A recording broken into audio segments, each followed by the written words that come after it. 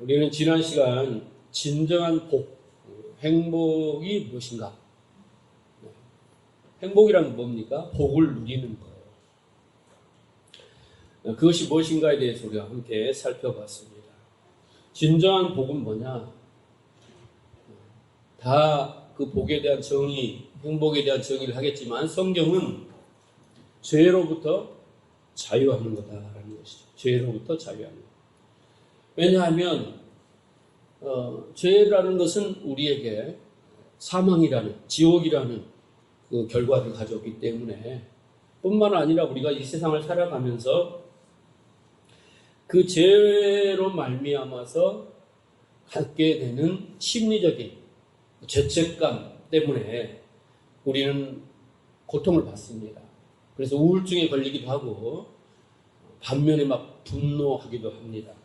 그래서 우리는 그 내가 죄인이다, 수치스러운 존재다. 그래서 자존감이 낮아집니다.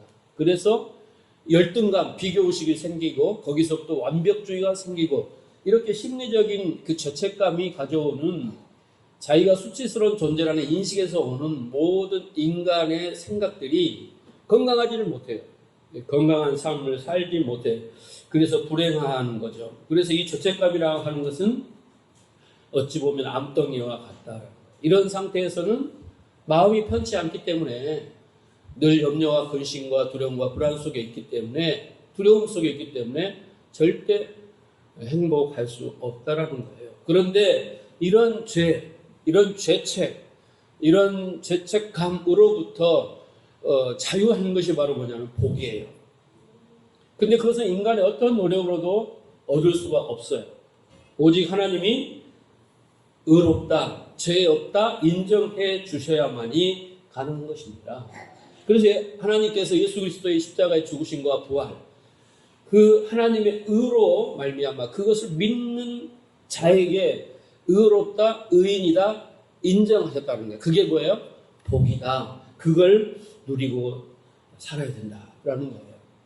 근데 우리 성도들은 대부분 내가 예수 믿고 지옥 가지 않는다. 이것은 다 알고 있어요. 그러니까 천국 가니까 할렐루야 되는데 삶 속에서 우리는 늘 내가 거짓말을 해도 뭘 해도 많은 죄를 져도 그 죄 때문에 편치 못해요.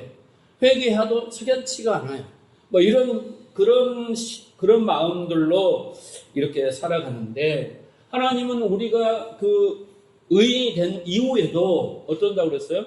하나님의 회개 장부에는 차변과 대변이 있는데 그 차변에는 예수 그리스도의 의를 딱 기록해 놓으시고 우리가 의인이라는 것을 확증하시고 그 대변에는 뭐라고 한다고 했어요? 우리의 죄를 절대 기록하지 않으시는 거예요. 어떤 죄도 기록하지 않아요. 여러분들이 하늘나라에 올라가서 딱 보면 여러분의 회개 장부에는 그리스도의 의로 의인이 되었다 이것만 기록되어 있고 수많은 죄들이 하나도 기록이 되지 않았어요. 아멘 안 하시네. 안 믿어지죠. 우리의 상식으로 내가 한 것도 없는데 이렇게 됐다는 자체가 이해가 안 되는 거예요. 이해가 안 될 수밖에 없어요. 그래서 성령께서 오셔서 깨닫게 해주는 자만 이해가 되고 그것이 아멘으로 받아들여지지 머리로 아무리 이해도 설교 시간 듣고 나가면 아니야. 어찌 그렇게 할 수가 있어. 세상의 이치와 하나님 이치는 달라요. 역설이에요. 그래서 우리는 그 하나님을 은혜의 하나님, 사랑의 하나님이라고 우리가 찬양을 하는 거예요. 그리고 그 하나님을 의지하고 바라보는 것이죠. 그런데 우리가 이것에 대해서 감사하고 찬양하고 그 자유로움을 누리고 살아야 되는데 항상 여기 오면 우리는 나를 죽여주십시오. 또 한 주 동안 죄 지었습니다. 막 맨날 이렇게 찝찝한 마음으로 왔다가 기쁜 마음이 하나도 없어. 왜냐하면 이해가 안 되니까 믿어지지 않으니까. 그래서 필요한 게 뭐냐면 진리의 말씀이에요. 말씀이 진리가 되면 내 생각과 판단을 깨트려요.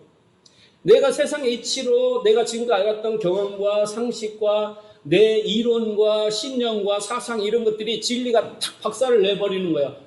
한순간에 깨달음이 오면 믿어지는 거예요, 이게. 그때부터 우리는 어떻게 해요?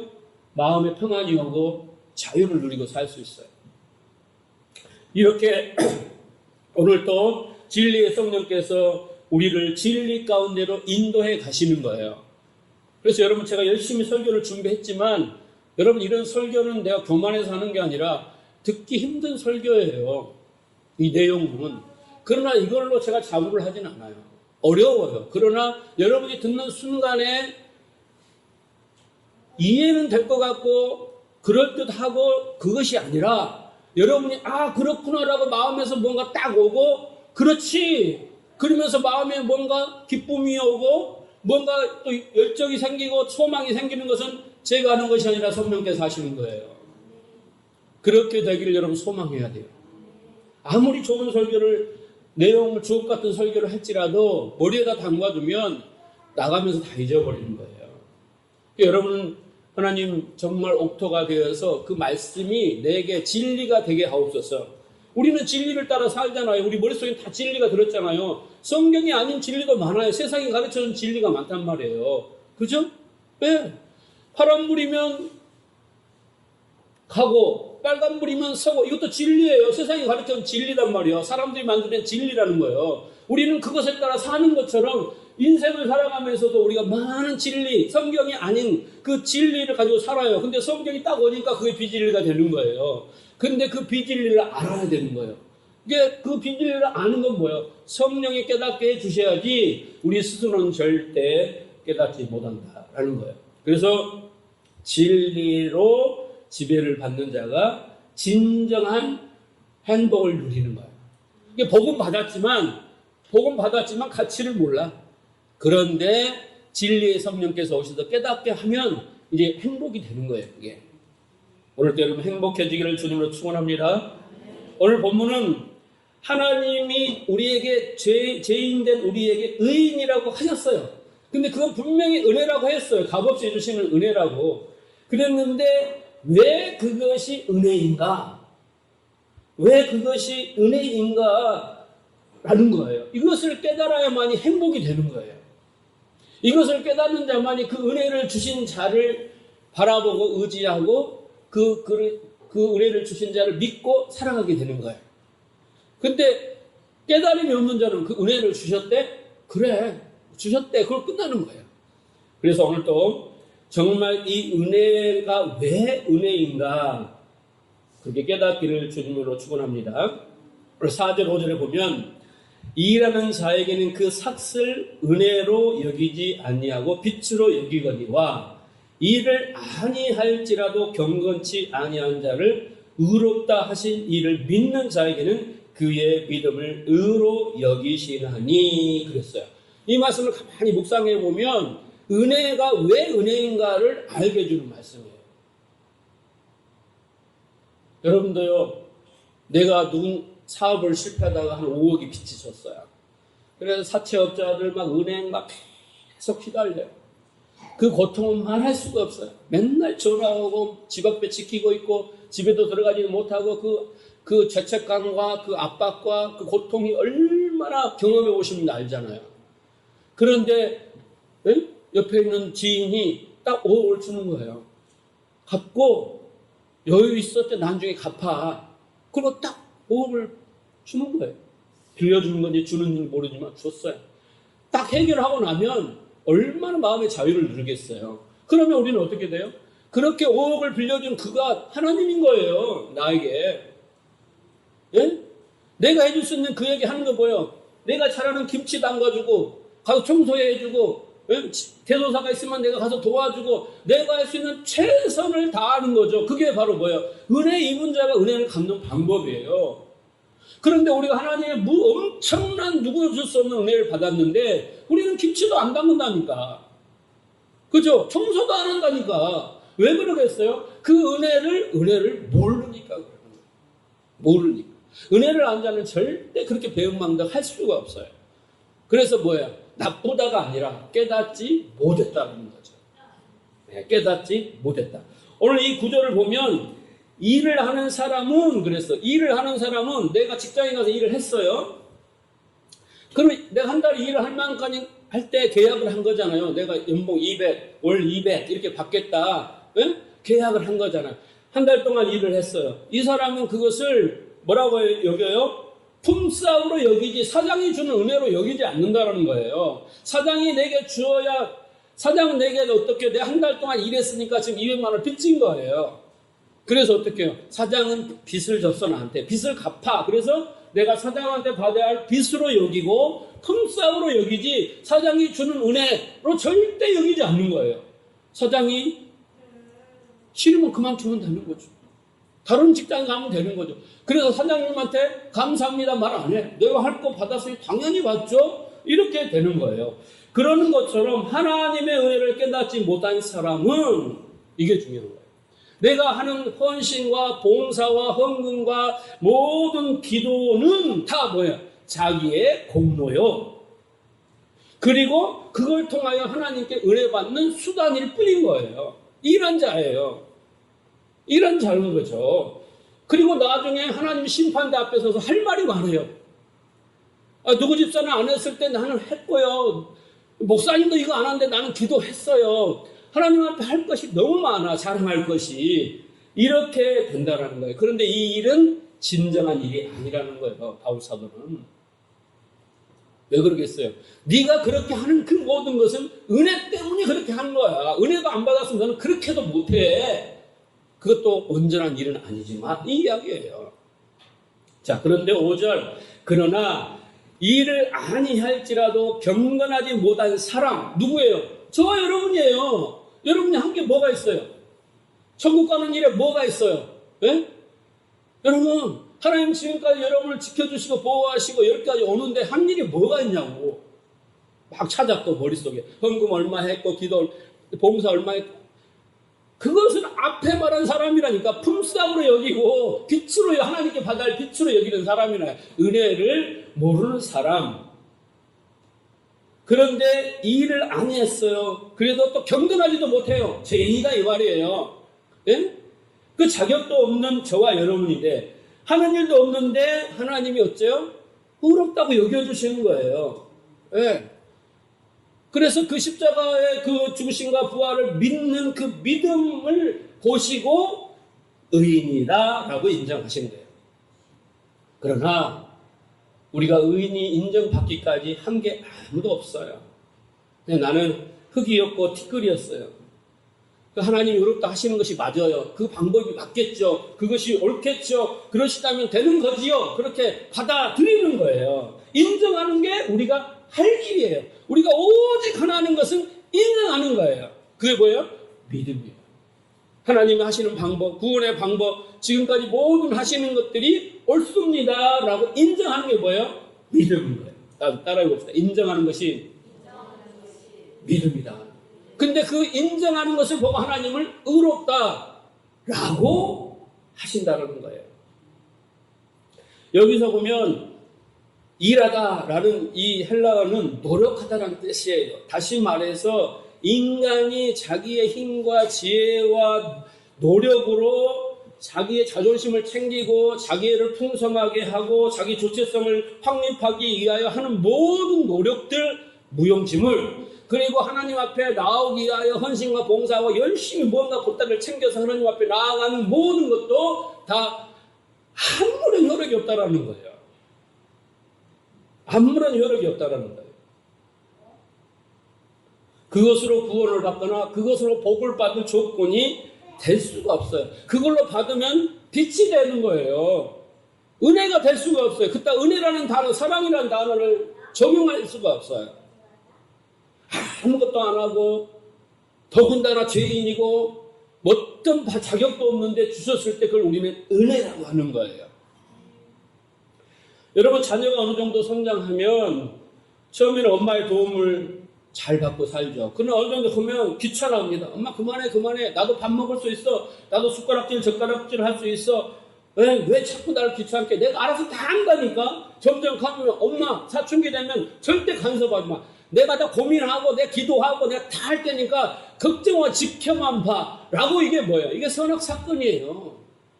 이게 바로 뭐예요? 불의예요. 이게 바로 뭐예요? 죄라는 거예요. 인간은 하나님을 떠나 살 수 없고 자녀는 부모를 떠나 순간 고아가 되는 거예요. 근데 그게 불이고 그게 바로 죄라고 말하는 거예요.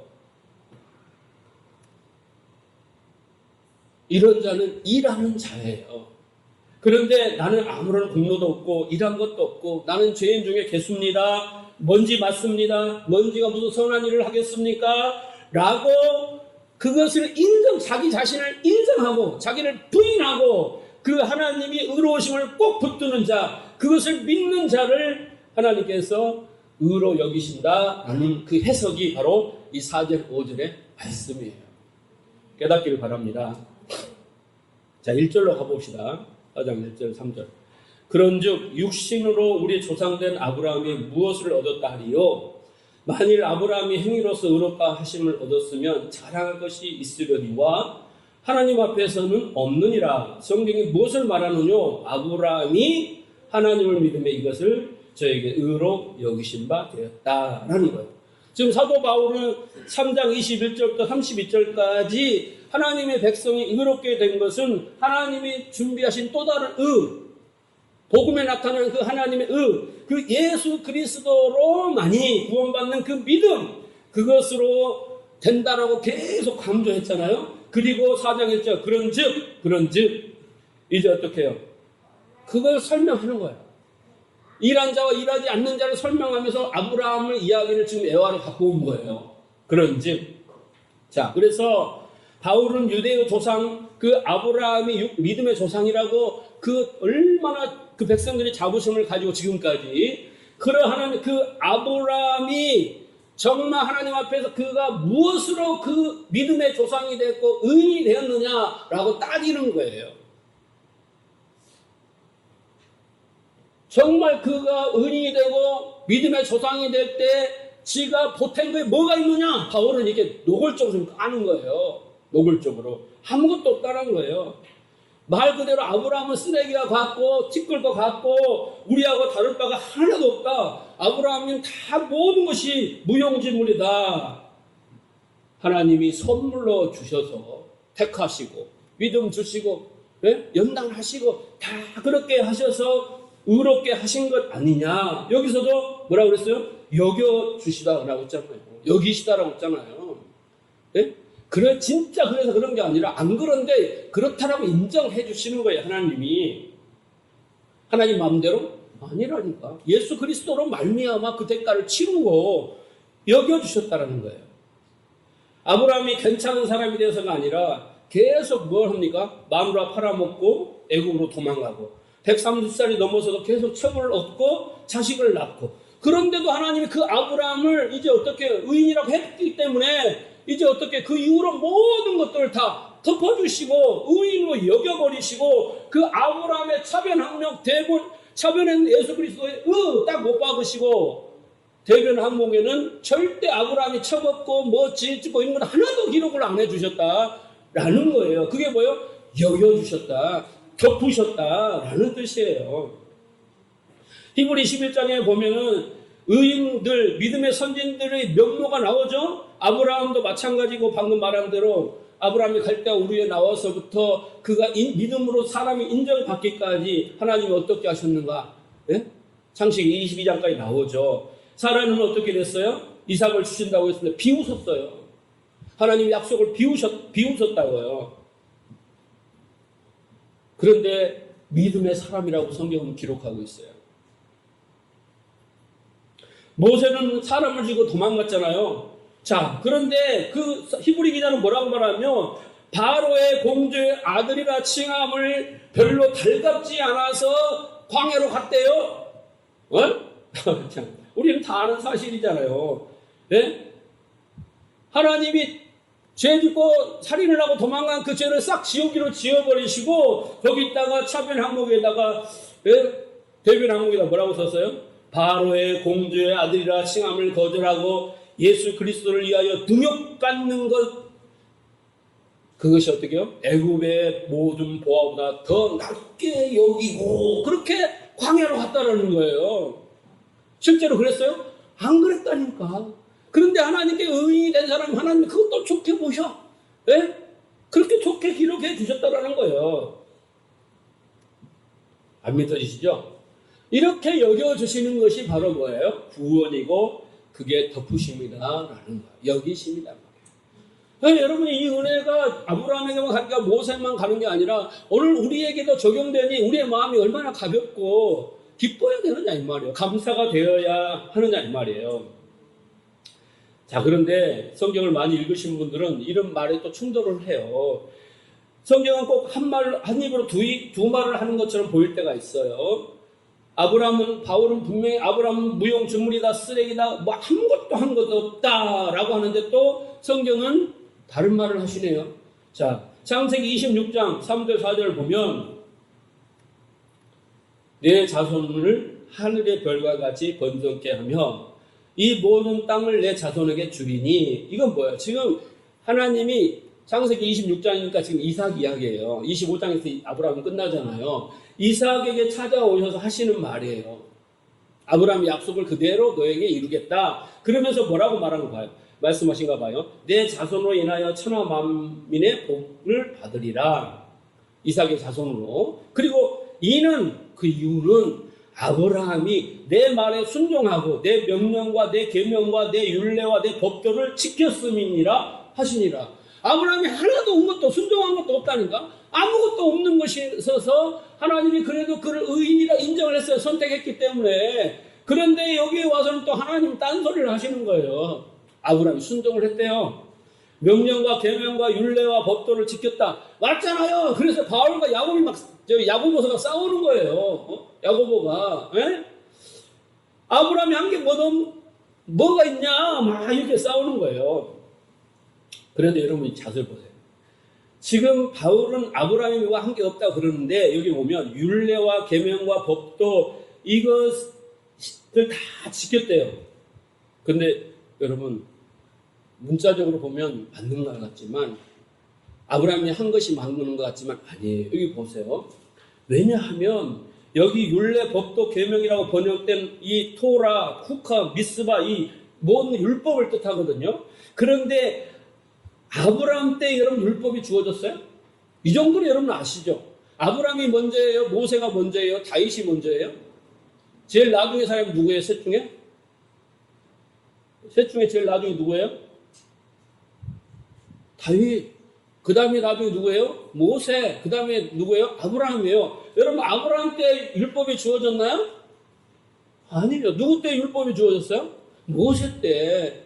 시내산에서 십계명을 가지고 내려왔잖아요. 그러니까 아브라함 때 율법이 있었어요? 없었어요? 없었어요. 그런데 율법을 지켰대요. 여러분 아브라함은 BC 2000년 사람이고 율법은 BC 1500년에 내려왔기 때문에 500년의 차이가 있어요. 네? 그러니까 아브라함 때는 율법이 없었어요. 근데 아브라함 때 하나님 막 귓속말로 야 율법 하나 둘 셋 넷 다섯 이거 지켜라고 딱 지켰어서 너희는 의인이다 이렇게 했을까요? 아니라는 거예요. 그래서 여러분 그러면 그 율법이라고 말하는 율법은 조항 하나하나가 중요한 것이 아니라 그 내용이 뭐냐면 그 율법이라는 건 뭐예요? 그 말씀이죠. 누구를 말해요? 예수 그리스도를 말하는 거예요. 다시 말해서 율법은 예수 그리스도라는 메시아에 관한 창세적 약속을 기록해 놓은 게 뭐냐면 바로 율법이에요. 그러니까 율법과 성전에서 우리는 뭘 발견해야 돼요? 예수 그리스도를 발견해야 돼요.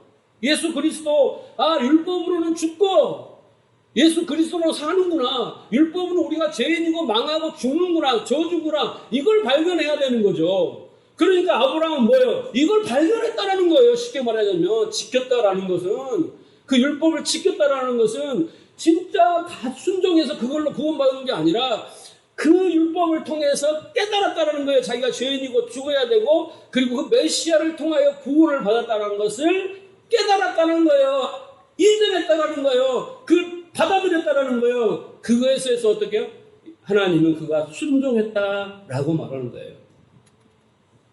그래서 이삭에게 와서 똑같이 말씀하시는 거예요. 똑같이. 야고보에도 똑같이. 또 우리의 인생에 와서 똑같이 지금 뭘 말씀하시고 있어요?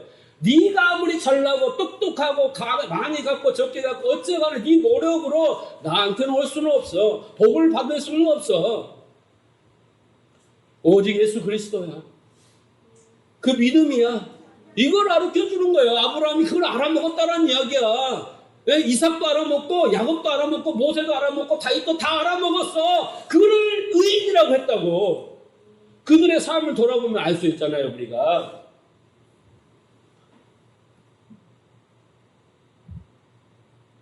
그래서 우리가 계명을 지킨다, 말씀을 지킨다 이런 개념과 예수를 믿는다는 개념이 같아요. 자, 요한일서 3장 22절을 볼게요. 무엇이든지 우리가 구하는 바를 우리가 받나니 이는 우리가 그의 계명을 지키고 그 앞에서 기뻐하는 것을 행함이라. 그랬죠? 예? 우리가 그의 계명을 지키고 그 앞에서 기뻐하시는 것을 행함인 거예요. 계명을 지키고 행함이 나오죠. 자, 그런데 그 계명은 뭐냐? 우리가 지켜야 할 그 계명은 뭐냐? 행해야 할 계명은 뭐냐? 곧 그 아들 예수 그리스도의 이름을 믿고 그가 우리에게 주신 계명대로 서로 사랑하는 것이라라는 거예요. 네? 계명을 믿고 계명대로 행하는 것이 뭐냐면 예수 그리스도의 이름을 믿고 그의 가르침대로 서로 사랑하는 것이라는 거예요. 율법의 세 개 항목을 지키는 게 아니라 먼저 예수 그리스도를 믿고 그 이름이라는 것은 뭐냐면 말씀과 똑같아요. 성경에서 이름은 다 말씀이에요. 그러니까 예수 그리스도의 그 말씀 세 계명이 뭐예요? 서로 사랑하라 라는 거 아니겠습니까? 그러니까 우리가 계명을 지킨다, 신약에 와서 말씀을 지킨다는 그 계명은 첫째 뭐 해야 돼요? 예수 그리스도를 믿어야 돼요. 그리고 그 말씀대로 행해야 돼요. 그런데 또 행하면 우리의 공로가 되잖아요. 그런데 그것이 행할 수 없다라는 거예요. 서로 사랑할 수 없다라는 거예요. 그럼 어떻게 사랑하느냐라는 거예요. 그 계명을 지키는 자는 주 안에 거하고 주는 저 안에 거하시나니 그렇게 하시는 이는 누구예요? 우리에게 주신 성령으로 말미암아라는 거예요. 무슨 말이겠어요? 예수 그리스도를 믿는 자에게 하나님이 성령을 주셔요. 그래서 어떻게 해요? 믿음을 주셔요.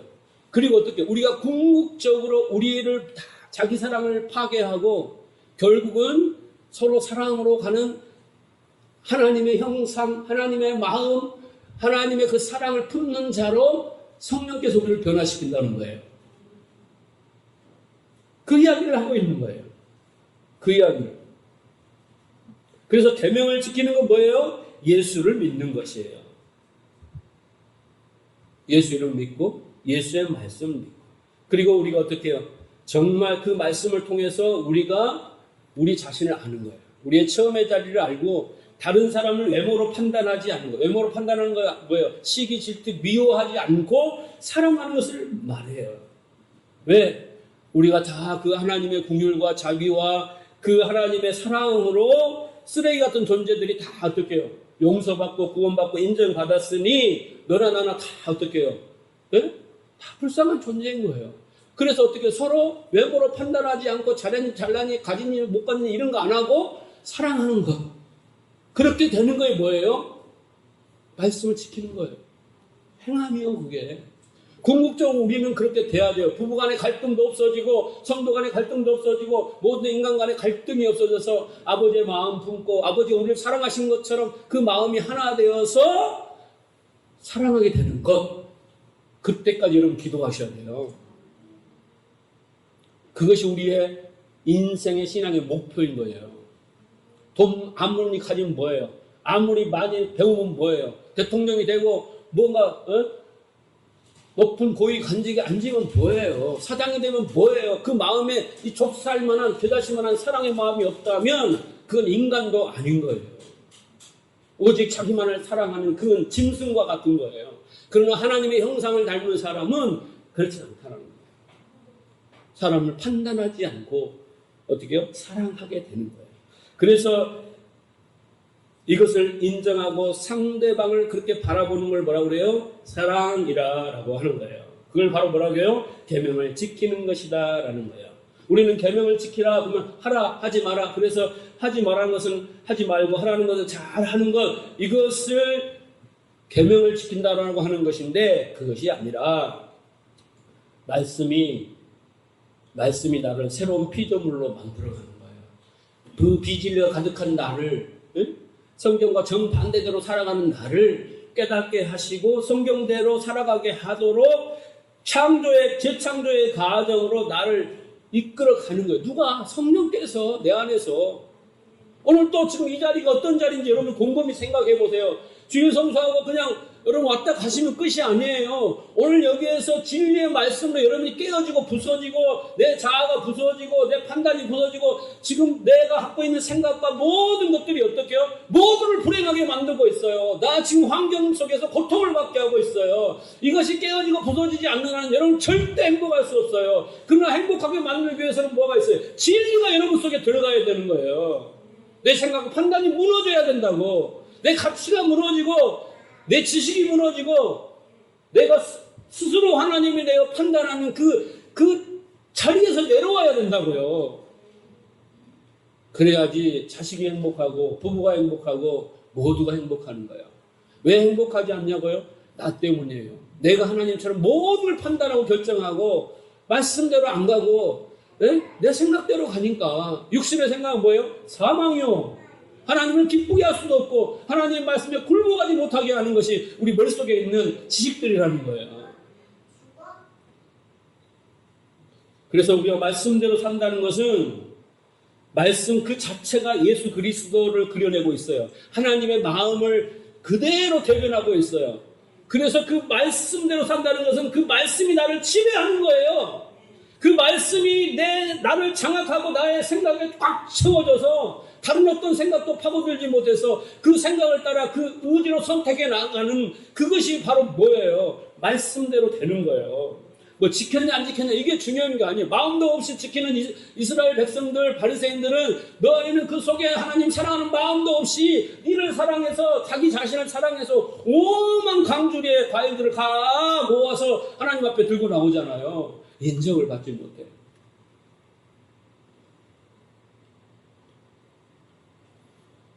어떻게 하나님 말씀이 우리를 장악합니까? 성령으로 말미암아 진리의 성령이 우리를 장악해요. 이끌어 가십니다.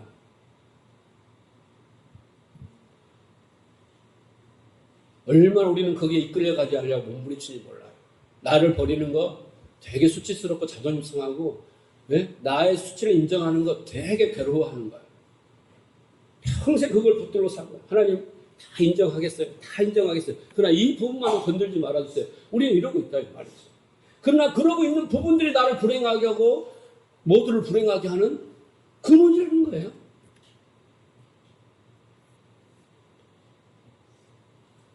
자, 또 볼까요? 아브라함이 의인이라고 인정받는 장면을 보세요.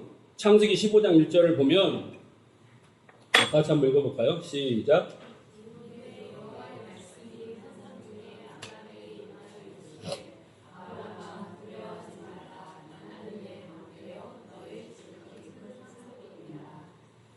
여러분 여기 보면 하나님이 아브라함을 찾아왔어요. 안타까이 찾아오신 거예요. 왜냐하면 아브라함이 두려워하고 있었어요. 지금 이 말씀이 임할 때 지금 언약이 15장 1절이니까 언약을 다시 확인해주는 장면이잖아요. 왜 횃불 언약 짐승을 가르고 거길 지나가는 그 언약의 그 첫 장면이잖아요. 그런데 아브라함이 두려움에 떨고 있어요. 그러면서 아브라함은 왜 너가 의인이다 여기시고 이렇게 말씀하실 거예요. 너 큰 상급이다 이렇게 말씀하셨을까요?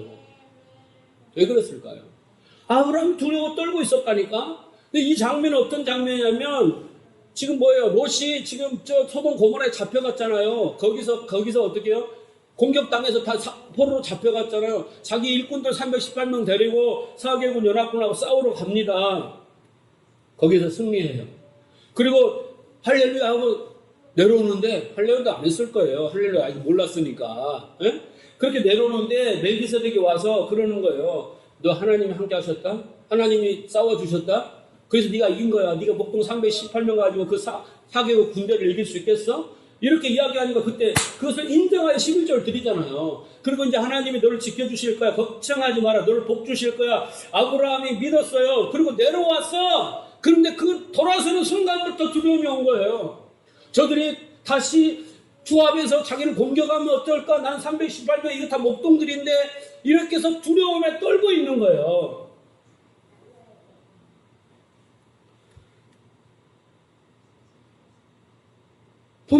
하나님이 너를 지켜주시고 너에게 승리를 줬듯이 너를 계속 복 주실 거라 라고 했는데 아브라함이 두려워 떠는 거예요. 하나님 뭐라고 했어요? 내가 너의 방패다. 뭐예요? 어떤 공격도 막아주겠다. 응? 예. 그런데 아브라함을 떨고 있어요. 그래서 아브라함이 뭐라고 했을까요? 그런 자신을 보게 된 거예요. 아, 하나님, 멜기세덱이 그렇게 가르쳐 줬고 하나님이 이렇게 하시는데도 저는 덜덜덜 떨고 있는 쓰레기입니다. 에? 그것을 인정하는 거예요. 그걸 뭐라고요? 의인이라고 한다니까. 그것을 의인이야. 그것 때문에 하나님이 어떻게 해요? 그렇게 인정하기 때문에 그걸 의인이라고 믿음의 조상이라고 한 거예요. 자, 보세요. 야고보서 2장으로 볼게요. 21절, 24절. 우리 조상 하나님이 그 아들 이삭을 제단에 기를 때 행함으로 의롭다 하심을 받은 것이 아니냐. 내가 보거니와 믿음이 그의 행함과 함께 일하고 행함으로 믿음이 온전케 되었나니 이에 경에 이르기를 아브라함이 하나님을 믿으니 이것을 의로 여기셨다는 말씀이 응하였고 그는 하나님의 벌치라 칭함을 받았나니 이로 보건대 사람이 행함으로 의롭다 하심을 받고 믿음으로만은 아니다. 여기서 보면 아까 말한 것처럼 어떻게 해요? 바울은 무슨 행함이냐? 하나님이 의롭게 인정했다. 그런데 야고보는 뭐예요? 야고보는 뭐라고 해요? 아니다. 아브라함이 자식을 드렸지 않냐? 이렇게 싸우는 같이 보입니다. 그런데 자세히 보면 그 모리아 산을 잘 생각을 해보세요. 사람들은 이것을 보고 자식도 바쳐야 한다 가지고 성전에 자식을 바쳤어요. 네? 구약 시대는 진짜 그랬다니까요. 그리고 여러분 우리도 그렇게 행하여야 하고 자식이고 집이고 다 바쳐야 된다 이렇게 말을 하잖아요. 그런데 여기를 자세히 보세요. 바울이 맞을까요? 야고보가 맞을까요? 둘 다 맞아요. 근데 야고보 말을 우리가 문자적으로 이해하니까 틀린 것처럼 보일 뿐이에요. 아브라함은요 이렇게 생각한 거예요. 모리아산에 올라가기 전까지 하나님이 나를 택했어. 그리고 정말 기적적으로 25년 만에 불가능을 가능케 하는 아들을 얻었어. 아브라함 생각한 거야. 하나님이 이제 이삭을 통해서 모든 것을 이루실 거다는 것을 확신했단 말이에요. 그런데 한 가지 잊어버리는 게 있었어요. 아브라함이 착각한 거 있었어요. 이제는 내가 없으면 안 된다. 이제는 이삭이 없으면 안 된다. 이 자부심을 가진 거예요. 유대인들 똑같이 가졌어요. 우리가 택한 백성이 아니면 하나님은 우리를 통해서 일하셔야 되는데 우리가 아니면 일을 못 하시는 거야. 그래서 이제 아브라함은 어떻게 했어요? 내가 없으면, 이삭이 없으면 이 언약은 성취되지 않는다 라는 거예요. 자부심을 가지고 자기 마음대로 산 거예요. 네? 그잖아요. 그 전에도 마음대로 살았지만 그렇죠? 자, 그런데 모리아산에 딱 올라갔어요.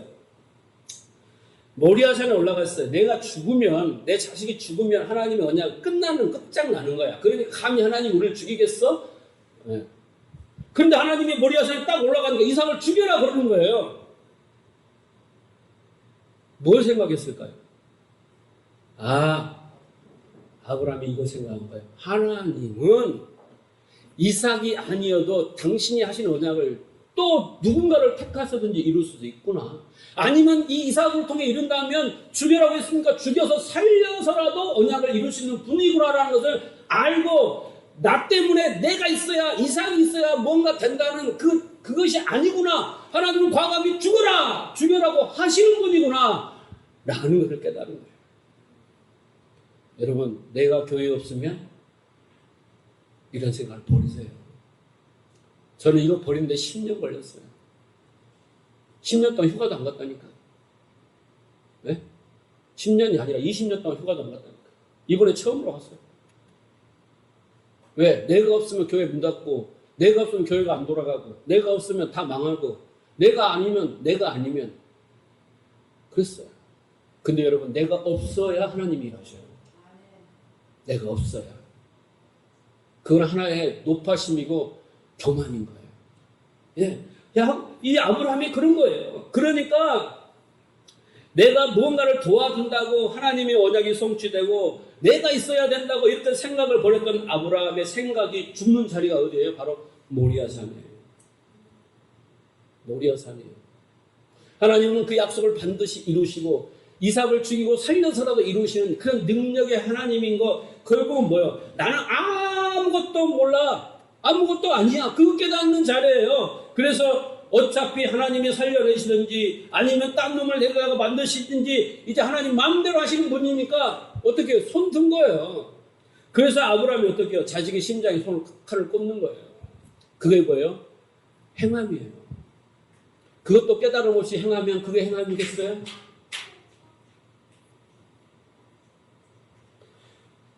모리아산에서 아브라함에게는 그 자리는 그런 자기를 부인하는 자리예요. 나 없으면 안 된다.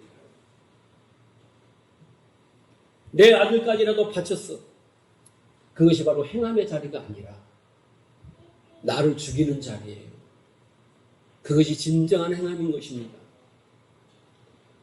여러분, 우리는 그렇게 하나님께 뭘 드려서 의로운 자라 칭함받는 자가 아니에요.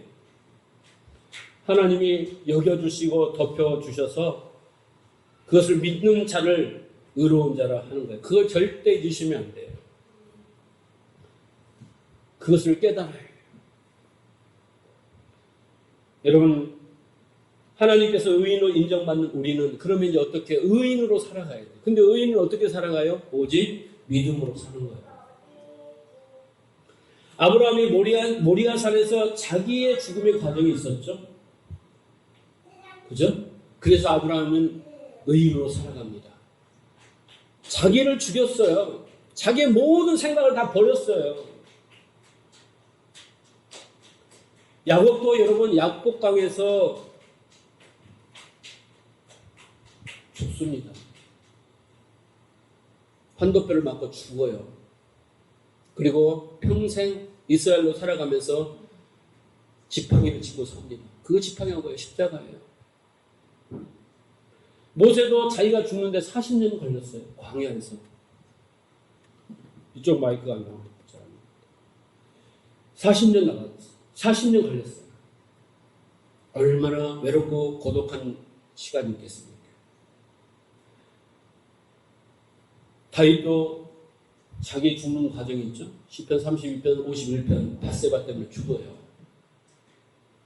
왕이고 나발이고 다 내려놓고 죽습니다.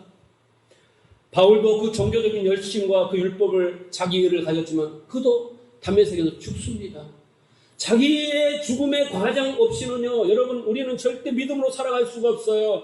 우리가 의인이 됐고 믿음으로 살아야 한다고 외치고 선포하고 결단을 하지만 자기를 버리지 않는 한은 그 믿음은 곧 말씀을 믿는 믿음인데 그 자기 속에 있는 자기는 뭐예요? 곧 내 생각이고 내 지식이고 비진리인데 이것이 버려지지 않는 한은 절대 우리는 행복을 누릴 수 없어요. 하박국도 그 민족의 현실을 바라보면서 어떻게 했어요? 자기 판단과 생각으로 하나님 이거 너무한 거 아닙니까? 라고 했을 때 하나님이 의인은 믿음으로 살리라.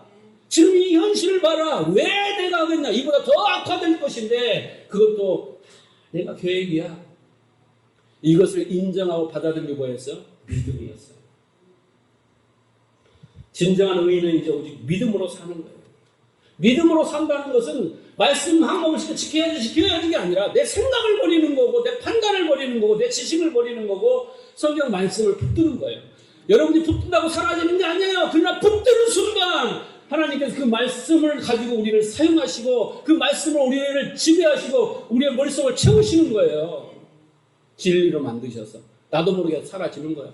여러분 어렸을 때 배운 세상에 배운 많은 비진리가 진리가 돼서 우리를 이끌어가잖아요. 그런 것처럼 교체되는 거예요. 여러분 정말 내가 믿음으로 살고 있는가 오늘 깊이 생각해 보세요. 그것은 곧 뭡니까? 하박국처럼 나는 지금 내 현실을 받아들이고 있는가? 아니면 이 현실을 부인하고 이 현실을 인정하지 못하고 이 현실을 괴로워하고 이 현실 때문에 아파하고 이 현실 때문에 원망하고 불평하고 있는가? 오늘 이 현실은 믿음으로 보면 하나님이 여러분에게 허락하신 현실이에요. 그 현실의 의미를 깨달아야 되는 거예요. 그게 바로 믿음인 거예요. 내가 정말 믿음으로 살고 있는가? 그러면 나는 지금 이 사건과 이 상황에 만족하고 자족하고 있는가? 내 지금 경제적 수준과 내 이 모든 수준에 만족하고 있는가? 아니면 이스라엘 백성처럼 원망하고 불평하고 있는가? 여러분 곰곰이 생각해 보세요. 만족해야 됩니다. 자족해야 됩니다. 자꾸 비교하지 마시고 열등감 가질 필요가 없어요. 그 속에 하나님의 선하시고 기뻐하시고 뜻을 깨달으면 되는 거예요. 내 뜻을 이루게 기도하고 노력하고 헌신하고 봉사하는가? 아니면 하늘의 뜻이 내게 이루어지기를 위하여 그렇게 기도하고 소망하는가? 그것이 믿음과 믿음이 아닌 것에 금방 차이가 나는 거예요. 나만을 사랑하는가? 아니면 하나님을 사랑하는가? 그것이 믿음과 의인이라 할지라도 믿음으로 사느냐 아니냐에 금방 차이가 나는 거예요. 저기 우리 둘이 사모님들 계시지만 항상 제가 설교할 때 보면 참 안타까워요. 옛날 청년 때 정말 열심히 성경 공부하고 기도하고 막 했단 말이에요.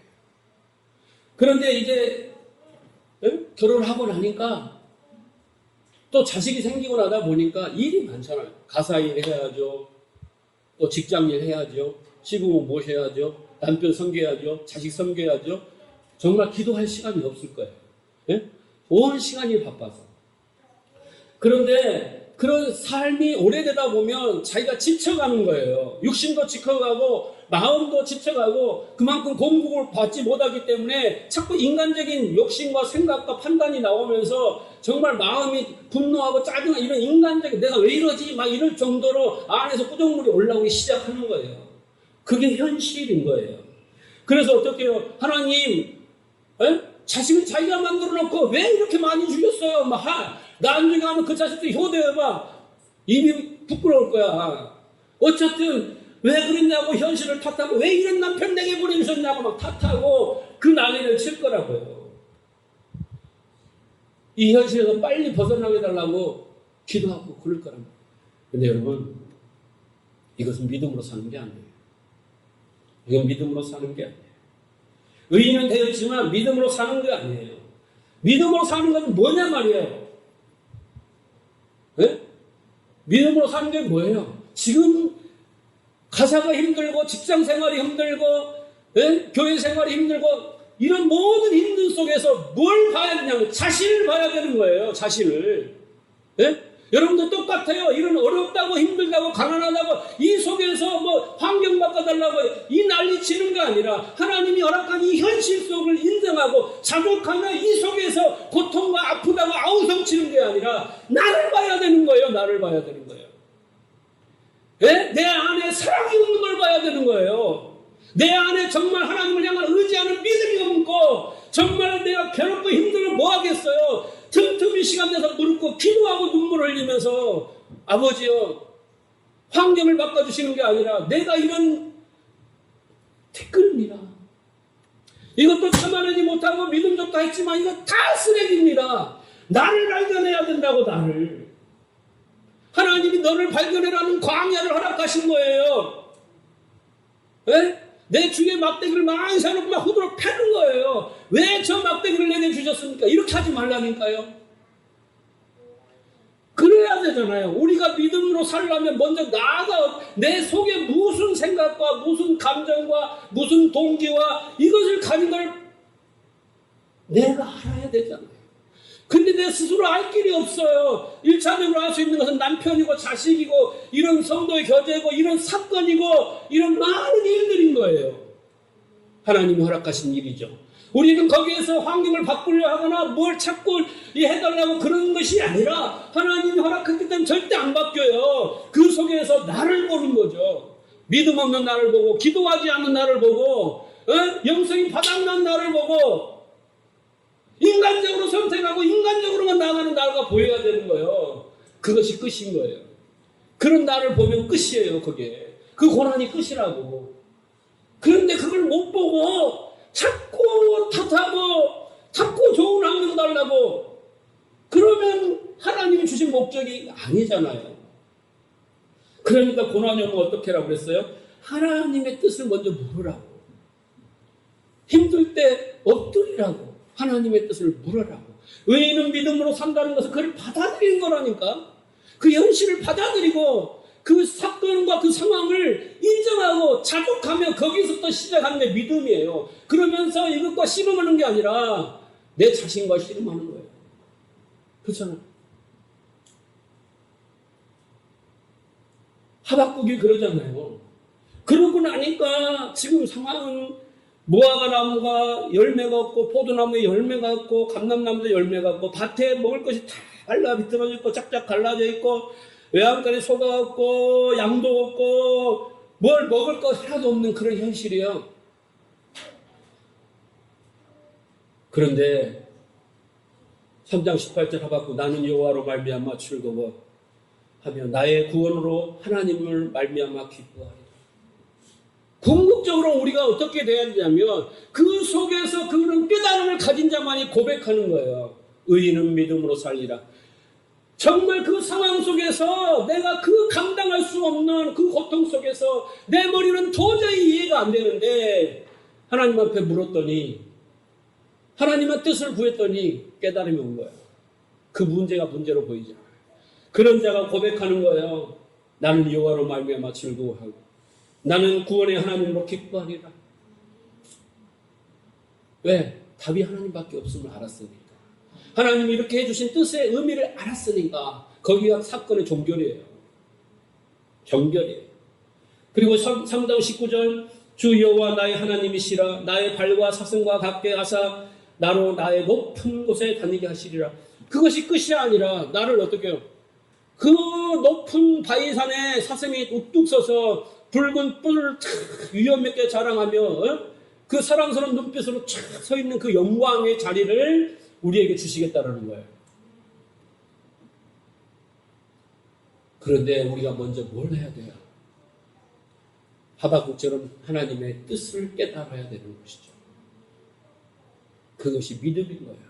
어떤 상황 속에서도 감정, 분노, 앞서서 판단 이런 거 하지 마시고 조용히 무릎 꿇어 하나님의 뜻을 구하는 자가 믿음으로 사는 자예요. 오늘 바울은 우리에게 뭐라고 하여? 이를 아니할지라도 경건하지 아니한 자 바로 너희가 아니냐? 너와 내가 아니냐? 아무것도 한 일이 없는 자 설상가상으로 경건하지 않는 자 아니냐? 여러분 그것을 인정하세요? 인정하셔야 됩니다. 공감하셔야 됩니다. 그렇게 훌륭한 아브라함도 일하지 않는 자여 경건하지 아니한 자였어요. 우리가 똑같았어요. 다만 중요한 것은 그가 그런 자인 것을 알았다는 거예요. 그런 자가 그 모리아산에서 자기를 부인했다는 거예요. 오늘 우리도 내 생각과 내 판단과 성경이 아닌 말씀들을 내려놓는 것 그것이 중요한 거예요. 여기서부터 하나님 향한 믿음이 시작되고 정말 우리가 이것을 인정하는 이 자리가 바로 신앙의 출발점이고 이것을 인정하는 자가 여호와를 기뻐하며 즐거워하는 자가 되는 겁니다. 왜? 하나님은 절대 우리를 망하게 안 하니까.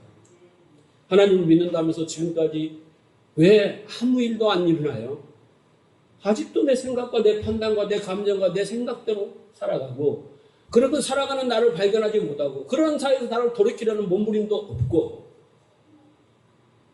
말씀대로 그렇게 되기를 소망하여 그렇게 기도하는 어떤 결단도 없고 전혀 우리의 의지가 엄원대로 작동하고 있으니 고난은 길어질 뿐이고 어제는 어린이나 동화토록 변함없는 삶은 계속될 뿐인 거예요. 40년입니다. 40년이에요. 광야에서도. 모세도 40년이에요. 얼마나 목이 곧았으면 얼마나 자존심이 셌으면 얼마나 스스로 똑똑했으면 얼마나 스스로 하나님처럼 살았으면 40년이에요. 40년. 우리는 39년에 끝냅시다. 39년에 끝내죠. 이제 우리는 믿음으로 사는 것이 목표가 되어야 됩니다. 믿음으로 사는 것. 나를 부인하고 나를 십자가에 못 박는 거예요. 모든 시련과 고난과 환경과 모든 곳에서 그것을 통하여 우리 자신을 보는 계기가 되어야 됩니다. 믿음으로 살지 않는 나를 발견하고 거기서 무릎을 꿇고 그런 나를 내려놓고 그걸 십자가에 못 박는 그 순간부터 내 안에 그리스도가 살아 역사하십니다. 여러분 그런 삶을 살아가게 주님 축복합니다.